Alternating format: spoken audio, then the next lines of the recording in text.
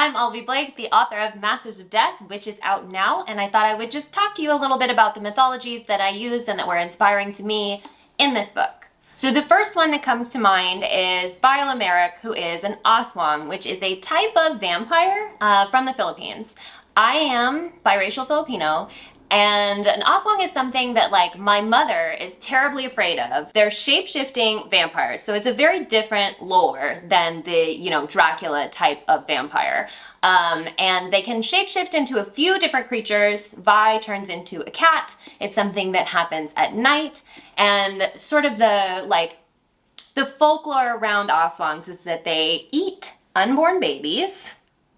But they are very hospitable neighbors, so that if they live in your little community, then you're fine and you're safe from them, but they don't like outsiders. But what is super interesting about Aswangs is that the American military weaponized the superstition about them in order to, let's say, urge the indigenous Filipino community into compliance. So that's a fun little story about colonialism.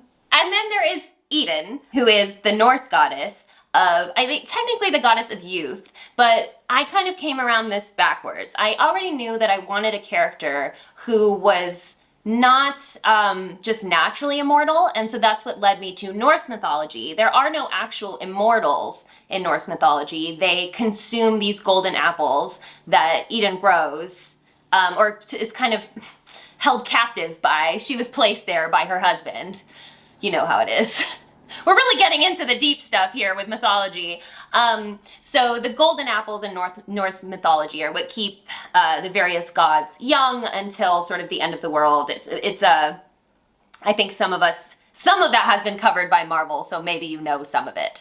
But I knew that I wanted a character who was seeking something that they felt they deserved, something that felt earned to them, but wasn't just given. It wasn't something that was like in their blood. So that was something I sort of came around backwards to. Like, how could we find an immortal, but through a series of leverage? Yeah, let's call it leverage.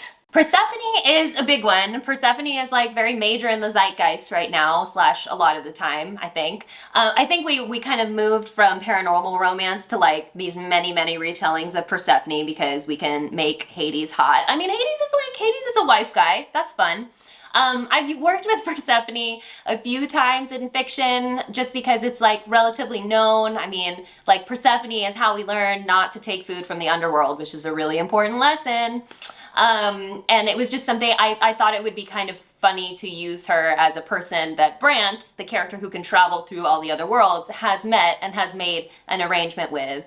Actually, in Masters of Death, they have a pretty funny deal, and if I were to write fan fiction for this book, I would write them continuing to make deals. And lastly, Volos is not based on anyone, although pretty much every mythology has some sort of like demon king situation, someone who represents like sin and temptation, but I didn't, as you may know if you've read many of my books, I don't like to think of like pure evil as a thing. I like to think more of like vice and the way we act on it being like, we'd get this sort of person who's feeding on the horrible things that happen as a result of temptation and pain, but who is actually like pretty neutral. He's like, I just want to be king. I just want to wear a crown. Like, who doesn't? Volos, very relatable. So yeah, I just needed a bad guy and kind of made him up. But I liked the idea of a demon like sort of feeding on what is already naturally there, what's sort of naturally human and painful about being human. I'm a mythology girly. I've definitely, this is the sort of thing that I love. I've always read a lot of folklore, and I think I wanted to write something that had the feeling of a fable.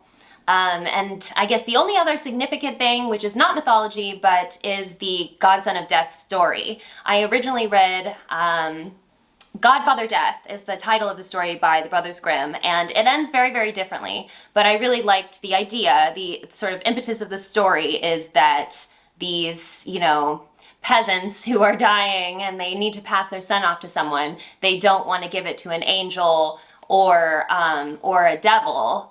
They just want someone who's neutral, who will take care of their baby, and so they give the baby to death. And I kind of really liked that idea, that something that happens for everyone, that's this sort of universal human experience. So that was kind of what started this, but I gave them a slightly better relationship than the one they have in the real story. You can read it if you want. So once again, this book is out now. You can read it if you want, and I'd love to hear what you have to say about it, so follow along with Book Breaks Book Club, and please enjoy your read.